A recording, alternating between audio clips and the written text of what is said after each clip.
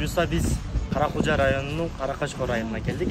Сиздердин Курбан айт байрамыңызды куттуктап, атаңыз келбеген оштогу ишкер эжекелерибиз, агайларыбыздын атынан сиздерге эт алып келебиз. Ошону аз болсо да кабыл кылып.